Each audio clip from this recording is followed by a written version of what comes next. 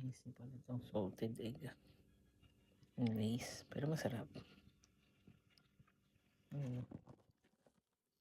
Marami din yung naman.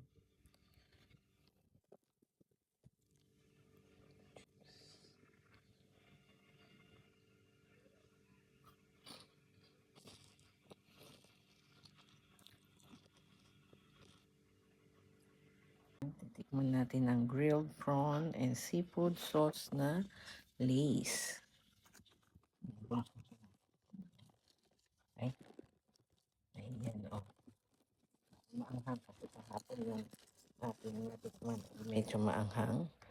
Wait lang ma, titikman ko muna. Hindi maanghang. Masarap siya. Yun.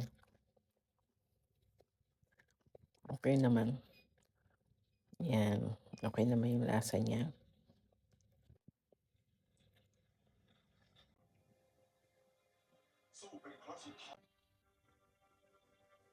Ito, yung lace na extra barbecue ang flavor. Tapos ito naman, Miang Kam Crop Roast. Thailand flavor yan. Ano kayang flavor yan? Parang mga halaman kasi. O may mga beans. Try natin. Para malaman natin. Ito muna. Yung extra barbecue, alam naman na natin yung lasa nun. Ito, titikman natin si Miang Kam Crop Roast. Pinuksan ko na. Para malaman natin kung anong lasa niyan. Wala naman masyadong flavoring.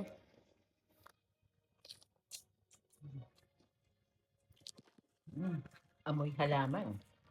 Lasang ang halaman na matamis-tamis. Oh, mama.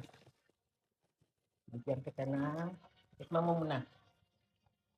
Bago ka mag-ano.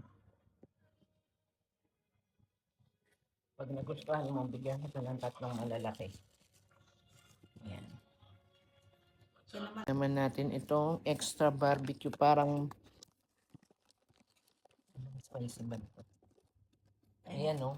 Mga powder eh. Nakikita yung mga paminta.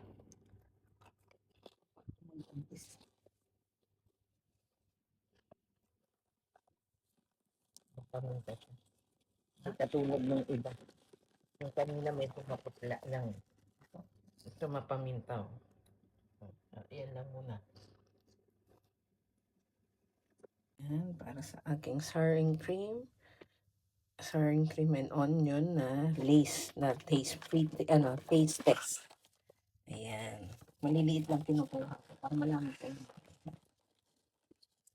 Change position tayo ngayon. Wala tayo sa kama. Yan ang itsura. Parang ma-peppery siya.